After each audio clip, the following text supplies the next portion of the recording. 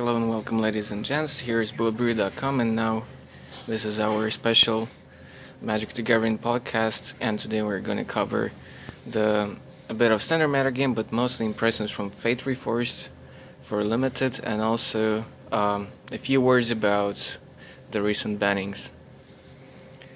Okay, so my initial impression was that Abzan was the most safe choice for Limited, at least for the Perilous, and it felt like the safest pull. Although I definitely could see Mardu, basically the best clan to draft in this format. Well, considering sealed impressions, me and two friends picked Mardu. None of us played actually Mardu because I could green from my deck and they could something else also. My impression was that green was one of the weakest for sealed because it didn't have really Fate Reforged commons and uncommons to support it. It was kind of surprising. Right. And actually, like at the top tables, though, I've seen a lot of Abzan initially, Abzan Sildax and Mardu, but actually green was kind of absent from most of the top tables. Yeah. At the Perilous, either Saturday or Sunday, and then red and white just confirmed the fact that they were the best colors in this set for Limited. I don't know. I actually really like blue. One of my favorite comments from this set is Cunning Strike. It's so much value, and I ended up playing Jeskai. I really like the Jeskai 2 mana 1/1 Progress guy, and Cunning Strike and Flyer. They're just so good and provide so much tempo that at least in sealed, blue is really good. It was Then my impression was that while at first I thought that green was pretty decent, and then you had a lot of really nice mid-rangey limited bombs, but then I realized that just big bodies for a decent amount of mana with more or less relevant abilities were not that strong in this environment. especially with dragons. At least for Sild, yeah. So evasion and flying were very important points, and I think most of the games for me and for other people were won basically by just tempoing out opponents and providing a lot of value and doing a lot of combat tricks and some cheap removals. So it was more of a value game than more of a board position game. Yeah, and that's one of the reasons. One of the cards that surprised me how crappy it was, the Must Threaten, red sorcery that steals all opponents' guys with power 4 or less or 3 or less. That card was so crappy. I had it 2 days in a row, and it was first day it was most of the time in my deck, and second day I didn't ever want to side it in because it was so horrible. Since creatures die and die a lot, there is really rarely situation where there is more than 1 or 2 creatures that you can actually steal with it, which makes the usual threat just better than it. Right, and a lot of the high cost dragons, with maybe an exception of the hexproof one, the 3/7, most of them really are not The that green white impressive. green white one is impressive enough. Bolstered dragon is impressive enough. You mean the ones at 5? So Yeah. that one and the And hexproof dragon, yeah. We had with the semifinals was quite nice with me and my opponent staring at each other with those hexproof dragons, and nobody actually dared to do anything. And then you drew that second red dragon, which no, the second red, but that's uncommon red dragon, which when dies pings everything. when it deals damage. When it but deals since damage. when they Okay. both attack, opponent's team gets -2/-2. Because the hexproof dragon gives for each attacking dragon opponent creatures -1/-1. So it's basically their whole team is Infested. Infested in a way. Yeah, that's cool. Although, I think both days I had in my Silt pool a couple of those 6 mana uncommon dragons, and I really was not eager to play them. They're very mediocre. That cycle of those uncommon 6 mana drops. I mean, okay, 6 mana 4/4 flyer. The That's flyer decent, is but the important part because every other flyer is just smaller, which makes even 4/4 flyers really win you games. The ground just stalls since there is enough token production and enough cards to stall your time.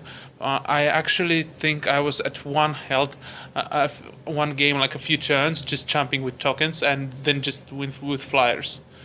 It's the ground stalls are at least in sealed really often, so flyers are important. Then that's why 6 mana uncommon dragons I know, are like, good.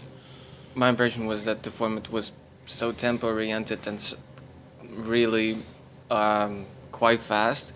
So for this, like, if I have really decent Draft, and yes. low curve, then 6 mana like is not like what I want to be doing for just some random dragon, which and most of the times those dragons don't really have a relevant ability. I like the red and black one, but the rest are like just meh.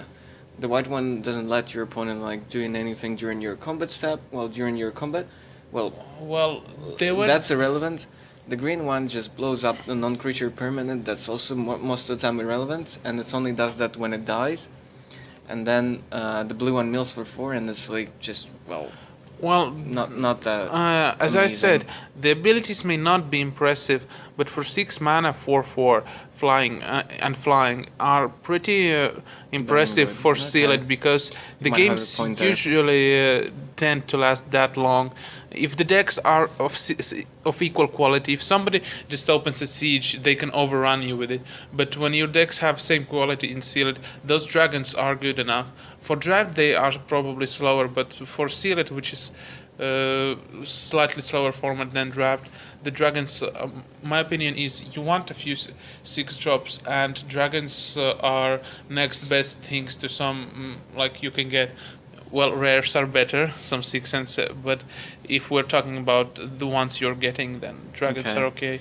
Well, for the release draft, I'm probably gonna like try to force some decent tempo deck with red and white in it, and then see like depending on the way my draft goes, like probably picking up like some red cards and going to Mardu, or pick up like some tempo blue cards, maybe some flyers, and go into Jeskai, but not so eager like to go Provis. So I would be more satisfied if I could go like just listen Mardu, like maybe with some sub warriors theme in it or something like that. I don't want to say anything about what I'm to draft. I'll draft what I get because rares in this format are so good, that so much better than other cards.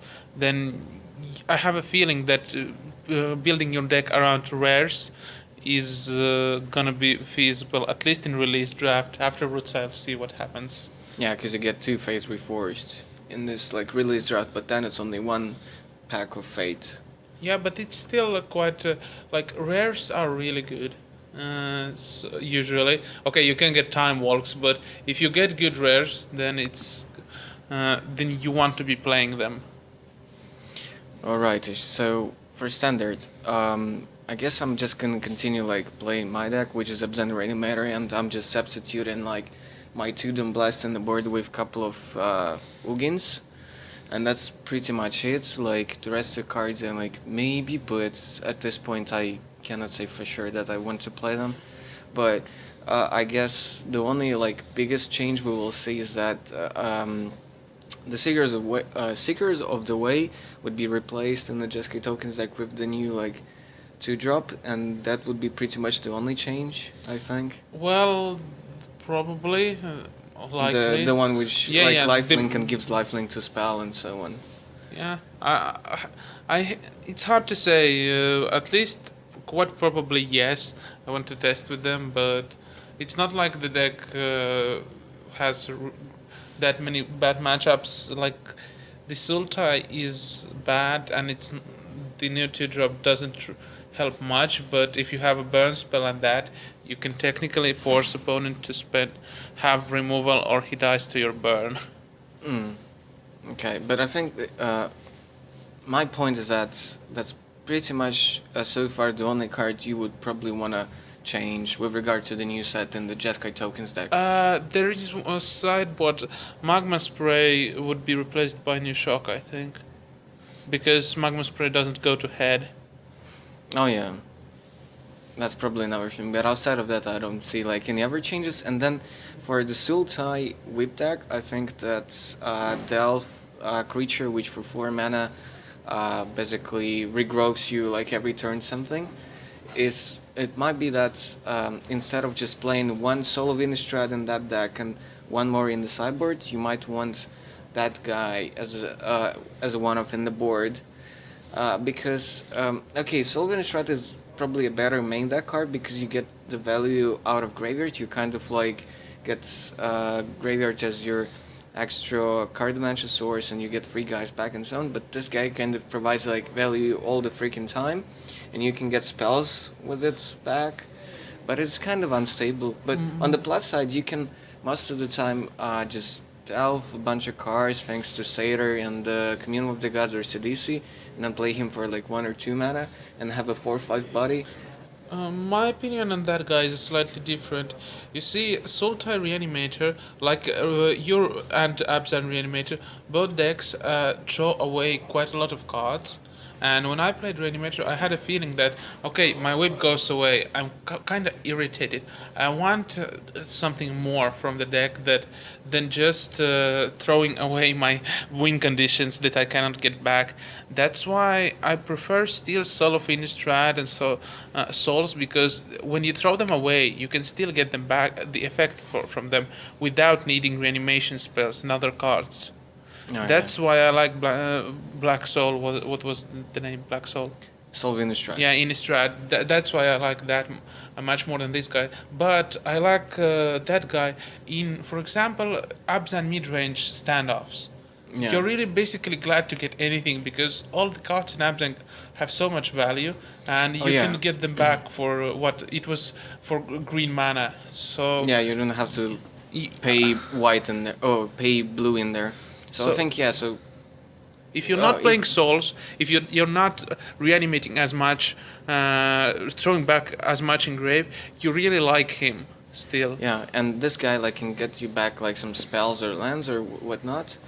And Abzan mid-range, or more like Abzan control, doesn't really have that many creatures in the deck to bring back. So I think like that guy probably fits better in there. Although now like blue-black control kind of a bit of on the rise, and probably especially after Fate Reforged, more people will consider it. So I don't know how like well Abzan mid-range or Abzan control kind of matches up with that. We'll have to see. We'll have to see. There is Zugin. There is Ugin. Okay, sure. Which is also not good news for Abzan mid-range or control. So, because like I think blue-black control might want to play 1 or 2 off. Well, it's better than the vault. It's better than the vault. Yeah, but it's 8 mana. And instead vault, of 4. Vault is 7. Vault is 4, and then activate for 5. Well, basically it's still more. It's 9 mana if you want to do it yeah, but against Abzan aggro, you still want the vault, or more like the new 5 mana black wrath. What I'm saying is that blue-black control would probably like play 1 or 2 Ugins, I guess, in the sideboard for like slower matchups where they can survive until they get up to 8 mana. Originally, Vault was played because there weren't any wraths, and Ugin basically is the same thing. It's only more expensive. With so much removal that blue-black has, I believe Ugin will be main deck card for that deck. Main deck win condition. I think you can free up some slots. Most of the archetypes would just receive a couple of good, nice, sweet upgrades, but in the matter of talking of like new archetypes, I think only something like Mardu aggro or like Mardu warriors will come up, or actually want more than 2 new cards in their deck. So we're talking about that. That will be the push of the new set. So towards warriors, towards Mardu aggro. But the rest would pretty much be still the same, just with few minor changes, just few upgrades. So that's my feeling of the new metagame. Basically, from the there is that black guy that drains for life when creatures attack. Yeah, the yeah. new Hell Rider. Well, that's one of the biggest factors. Yeah, Of that's that. one of the biggest It's things like that everybody is a might pulse tracker. yeah, that like Rebel Master Pros that Yeah, kind of make decks by themselves. yeah, and because of that, I think Plus, you, the you dash helps. yeah, and because of that deck, which some people probably would try, I don't think like Ugin is like quite main deckable in standard. It's not like you have time to vault either for that matchup. It's basically the same thing. What I'm saying is that just to hedge everything, all the whole range, I think Blue Black and True would just play like instead of 4 volts, like 2 volts and like 2 5 mana Wraths, and then still Drown and Sorry in the board and 1 or 2 Ugins in the board, or like 2 volts and 3 5 mana Wraths. You forget that they play that win condition, which is the flash guy. Yeah, the ancient, the Basically, Pearl Lake ancient one. how many of them they play? Two. Two. I think one Pearl Lake Ancient can go straight for swap straight for Ogin.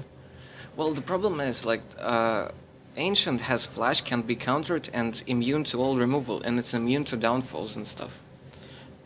Yeah, but And it has island walk, so like, but one is enough for you to win, and if it's not or does winning, it? Yeah, I think it does has island walk. no, it just has prowess. Okay. The point is, one ancient is enough for you to win. So second ancient can be replaced by Ugin, which is a win condition. Okay, you might have a point there. We'll have to see. Yeah. I can't say for sure right now there. Uh, okay, we might discuss like standard and limited a bit more some other time, but let's put some words about the bannings. So of course, like the biggest thing is like how the modern will shape up after all that, after all those heavy hits. Basically, are with gone. basically these new bannings banned like 2 sets, like this and previous set, because the main cards from last set were Dig and Treasure Cruise. Yeah. There weren't any real modern cards from that set. Well, Uh, yeah, in real. a way. There are some options, but basically this means that it's same as if they banned Birthing Pot half a year ago. The metagame will shape up quite in a similar way. Yeah, but I don't think even half a year ago we would know how would the metagame would Yeah, have but shaped up. I mean, just it's not like the new sets, the cards that new sets brought. The most important cards were banned, and Yeah. they banned Betting Pot. I believe that there will be some junk Abzan decks. Then there will be Blue Red Storm again. I agree about like junk mid range, or like junk, or most likely just junk mid range because of the Rhino, and souls and so on. So I agree with that in the way that the metagame will become more full of like fair decks, like mid range decks. So For some time. well, at least for some time. So they basically banned all the like broken or like really kind of unfair decks, like with Cruise and Dig and Pod. Well, even before Cruise, Blue Red Storm was a deck, and even before Dig, the Scape Shift combo was a deck. It's not like they're going anywhere. Cryptic Command and Scape Shift still make Scape Shift deck quite viable alternative, and Blue Red Storm is still a deck. It's just, well, it's even without Treasure Cruise, it has Dig spells and rituals. Yeah, but I don't quite understand like why people are so excited about like playing the Blue Red Storm back again, because if the metagame is shaping up back towards more fair decks, that means like more Forces and Inquisition and Abrupt Decay lying around out of Junk's mid-range decks, and then People always play combo. People always want to play combo. well, true that. So I'm just saying that people would probably try to play more. I mean, play Ascension Storm more, but I don't think it would be that good. And because Ascension won't, but Storm will be back on radar. Like it's non-existent don't right mix now. up Ascension and Ascendancy, different things. Ascendancy, yeah, and like Ascendancy is gone, pretty much. Kind of same thing as X. What do you mean?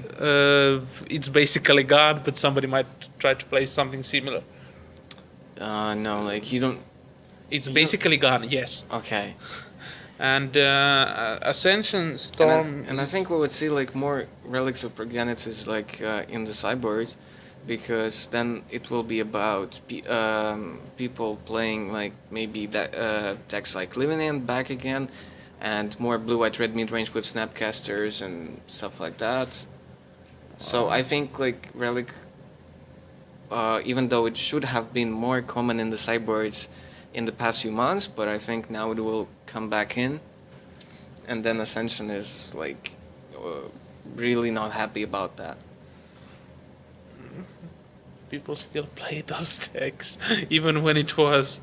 It's not like a relic helped against those decks that much. Yeah, I think Scapeshot would still be like a decent deck, because you just replace like Dig with what was that? Peer through time? No, not peer. No. Peer through depths. You Peer don't through need to depths, yeah. replace it. It's okay deck even without those things. It was playable even Because without. your worst Dig.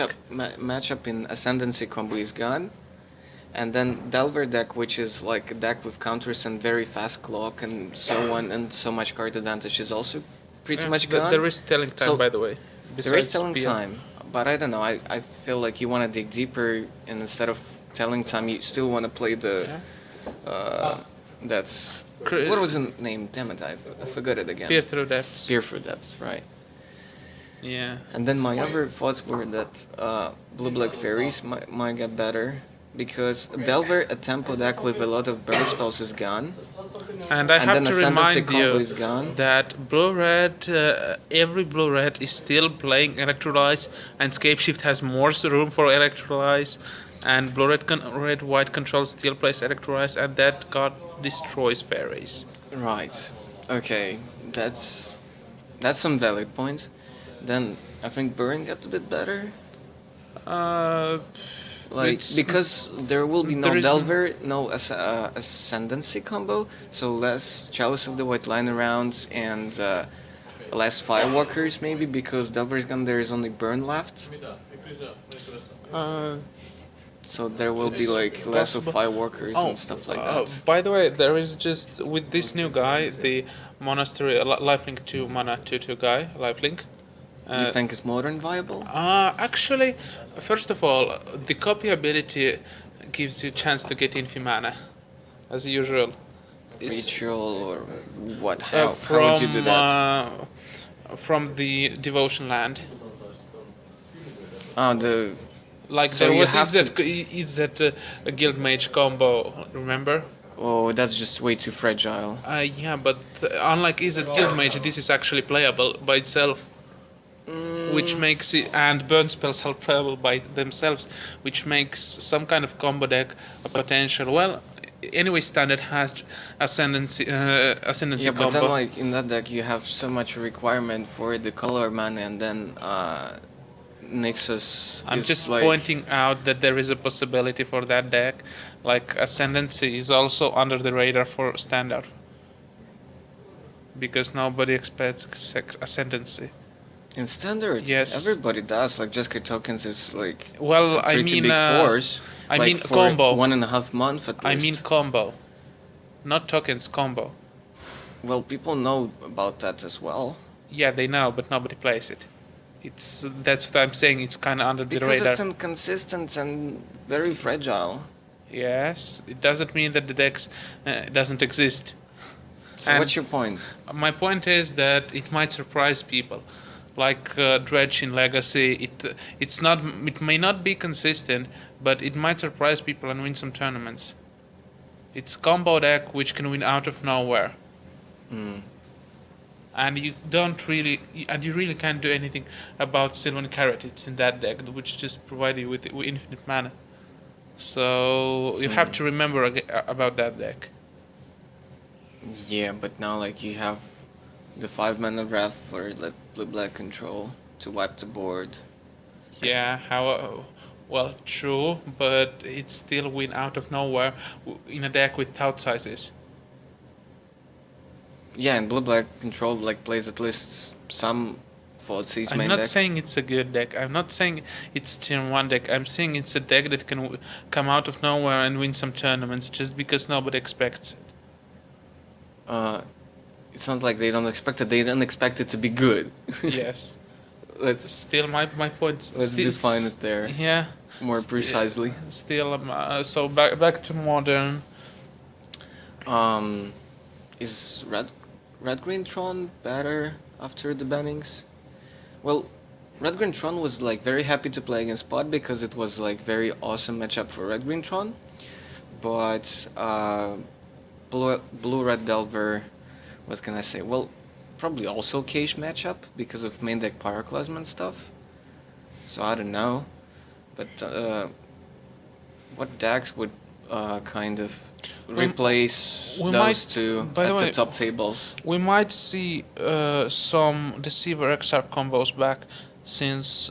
Even twin decks. Yeah, twin decks back because all the rest of the combos got worse thanks to Cruise, and blue white red hybrid twin control. Oh, you mean the Resto Kiki control? Yeah, Resto Kiki control and normal twin pod decks because when Pod is gone. Ascension Yeah. and Pod became there were three combo decks of choice. There was a Pod Kiki Jiki combo, there was Scapeshift combo, there was Ascendancy combo, and some Storm and whatnot. Yeah, but but whatever. Kiki Jiki was just twin combo was worst of those.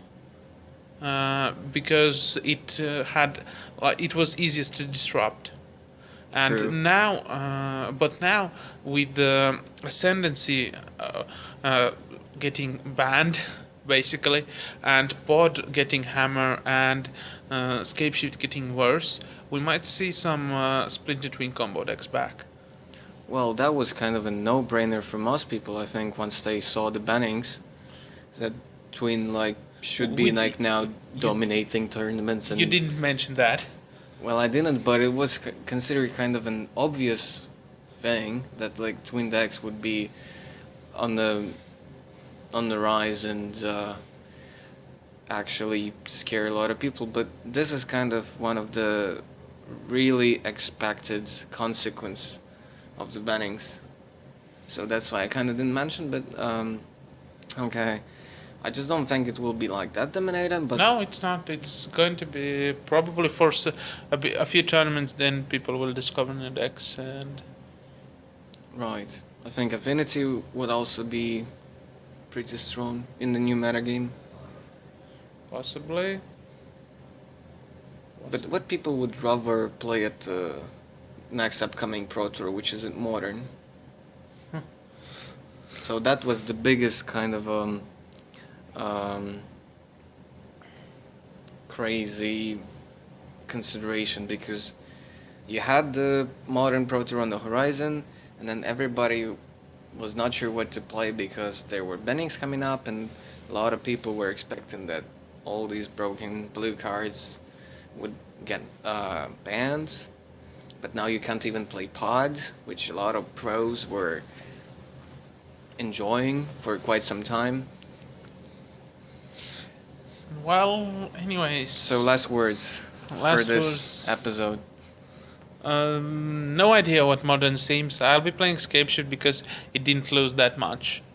It's so that's my opinion. Rightish, we'll continue some other time. Stay tuned. Bye.